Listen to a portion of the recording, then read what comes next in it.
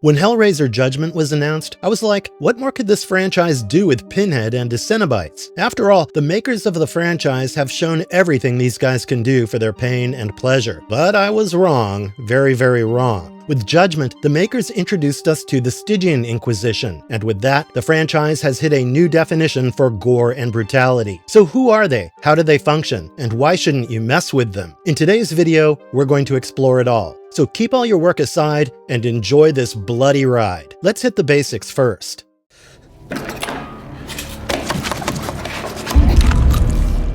Evil seeks evil. When the poster for Hellraiser Judgement dropped, many fans couldn't understand the real meaning behind this line, but the signs were there that we were about to get something darker, meaner, and more disturbing than ever before, and it became quite evident when the movie was released. For the first time in the movie and the franchise, we saw a mysterious bald man wearing a black suit and shades, with multiple scars across his face, typing something in an abandoned house, while in front of him was a man tied to a chair. The tied man was absolutely terrified and was confessing all his sins and crimes, which the bald man was typing on a typewriter. This dangerous-looking man is known as the Auditor, and he belongs to the Stygian Inquisition. So what is this Stygian Inquisition? Just like the Cenobites deliver torture and punishment to their victims, the Stygian Inquisition is also another faction of Hell Enforcers, who also do the same, but in a far more brutal and organized manner. How organized? Let me explain it to you using a scene shown in the movie. The Stygian Inquisition's process of punishment begins with the Auditor, who writes letters with blood ink and calls the accused to an abandoned house, where they're charged for their sins. A similar thing happened to that man who was tied up. He's known as Carl Watkins. He first received a letter to visit 55 Ludovico Place, the same abandoned house, but as soon as he arrived, he fell unconscious. When he woke up, he found himself tied to a chair, and before him stood the Auditor, ready to record his confession. Even though Watkins resisted opening his mouth at first, a small threat from the Auditor sets him straight, and he begins confessing his crimes, which the Auditor records using a typewriter fueled by the victim's own blood drawn through tubes as ink. After Watkins confesses all his crimes, the Auditor leaves, but another member of the group enters. And this member was a big unit. His name is the Assessor, who displays a disturbing, childlike demeanor. He was tasked with assessing the confession of the accused, and his way of doing that was literally out of this world. He took out a small glass bottle that at first looked like it contained normal water, but then he said that the liquid in the bottle was the tears of children. He then poured it on the papers where Watkins' confession was recorded, and then, with the cutlery, started to devour them as if he were at McDonald's gulping down a Happy Meal. And here's the disgusting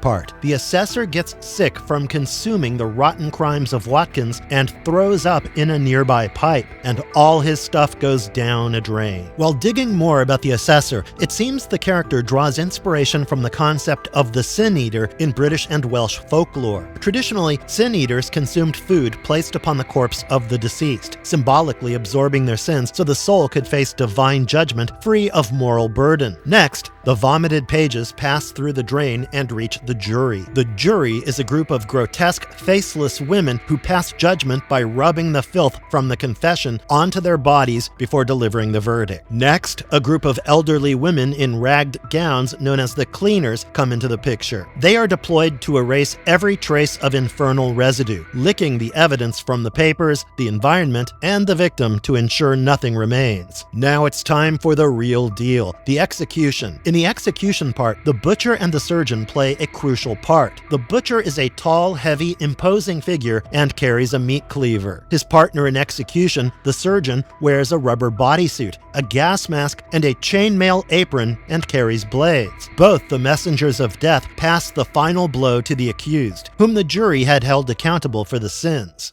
How is the Stygian Inquisition different from the Cenobites? No doubt, Cenobites are deadly beings, but the Stygian Inquisition stands a touch higher in brutality. Cenobites often operate through temptation and invitation, offering experiences in response to desire, something very different from the Stygian Inquisition's rigid judgment. Their members do not get seduced. They don't argue. They don't explain anything to their victim. They just pronounce the guilt, and that's that. They follow a bureaucratic and absolute absolute system. Their judgment is not based on passion, but on policy. Once a verdict is issued, it cannot be challenged, reframed, or undone. Here, suffering undergoes a terrifying transformation. Another thing, the Cenobites drag their victims to hell only when they're summoned through the box, but the Stygian Inquisition is free from such restrictions and enforces hell's laws, judges human souls, and delivers their verdict strictly under their absolute administrative boundaries.